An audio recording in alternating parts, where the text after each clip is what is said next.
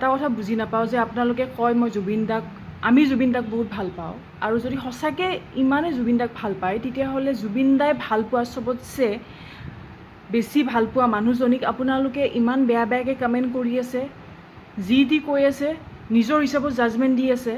তেওঁৰ ৱাইফ গৰিমা গাৰ্গ, তেওঁক ইমান মানে তেওঁৰ অৱস্থা বৰ্তমান সময়ত কি হৈ আছে, তেওঁ নিজৰ হাজবেণ্ডক হেৰুৱাইছে, তাৰ পিছত আপোনালোকে যি টি কথা কৈ আছে, যাৰে তাৰে লগত লগাই দি আছে, যি টি ফটো মানে আপলোড কৰি আছে, যি টি কমেণ্ট দি আছে। কি অভদ্ৰ মানুহ আপোনালোক!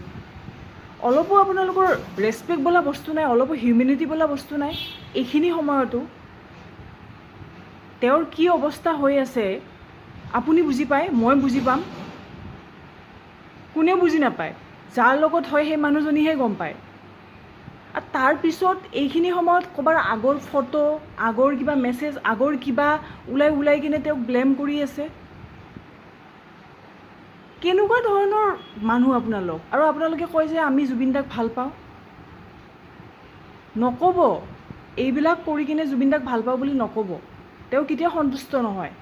আৰু তেওঁ জীয়াই থাকিলে যদি আপোনালোকে এইবিলাক কৰিলে হয় তেতিয়াহ'লেতো আপোনালোকে গম পালে হয় কি অৱস্থা হ'লে হয় আপোনালোকৰ। চ' মুখবিলাক বন্ধ ৰাখক যদি ভাল কথা ক'ব নোৱাৰে মানুহৰ কাৰণে।